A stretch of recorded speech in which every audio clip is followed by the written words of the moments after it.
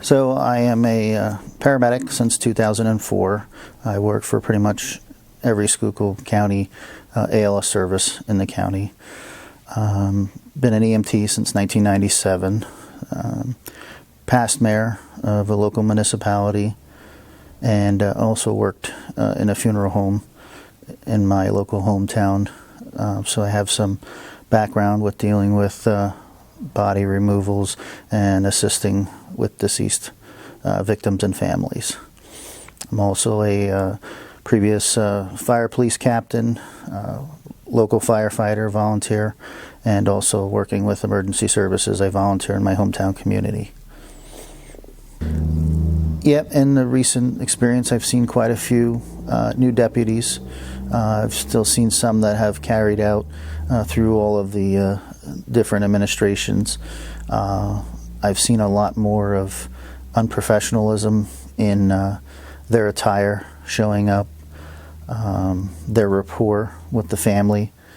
I'm not seeing the advocating to the family, smoking on the scenes. It's kind of heart-wrenching that that public image for the coroner's office is not professionally there. I think if Doc was a little more involved overseeing the deputies, I mean, I think some of that stuff's behavioral issues. It could be adjusted and changed, but I just don't think he's a very intelligent man. He's a physician, and I think I hear good words of him taking care of his patients, but I think when it comes to a deceased person, that aftercare is just not given the same treatment, and there needs to be a plan of what we do with aftercare. So it's kind of become a little lackadaisical to take care of that person all the way through. So it is a little disturbing to me. So being on a call and seeing a personal vehicle with a backboard and asking them what they're going to do with that, and saying that's how they're going to transport this person, I can't be a part of something like that. I just think that's so totally unethical to even think about that. I mean, I'm aware we have a coroner's vehicle, which is, I guess, a old used ambulance. I think there's a time and a place for that on an investigation scene.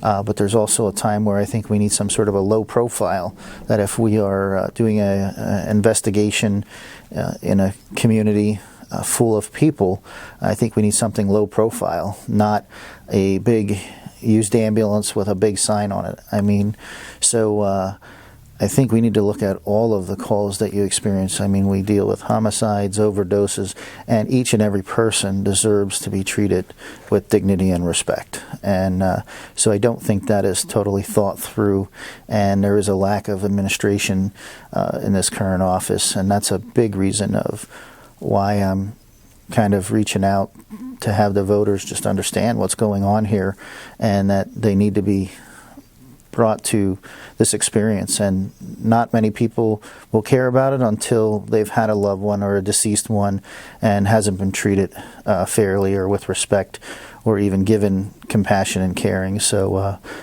that's why I'm here. You know, I've lost my father.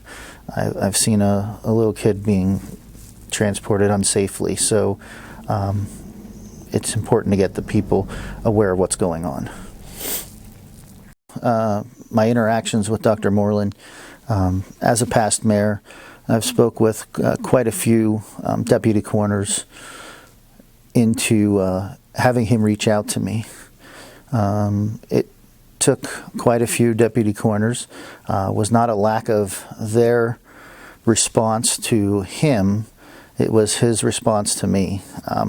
I've received one phone call since 2017, so almost 2 years, for him to reach out to me about a few concerns and safety factors that I've had expressed to multiple deputies, the commissioners, and just to make sure that the overall wellness of this coroner's office, you know, is going to keep people safe, because they get injured or hurt. I mean, half the time I'm going to be involved in it. So he called me once, told me that his chief deputy would be in touch with me.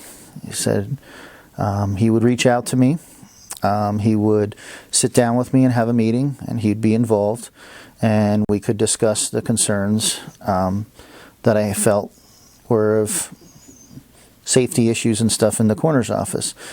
To this day, I'm still waiting. Election is approaching, and he has failed to reach out to me.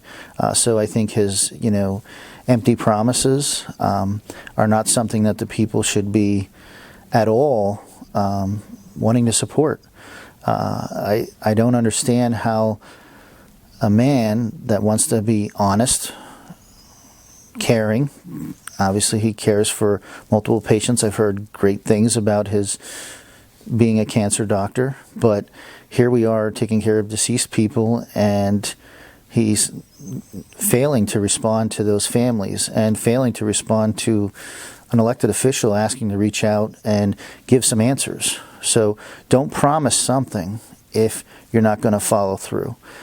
So that to me tells me you're not going to be honest, you're not full of integrity, and I can't support someone like that.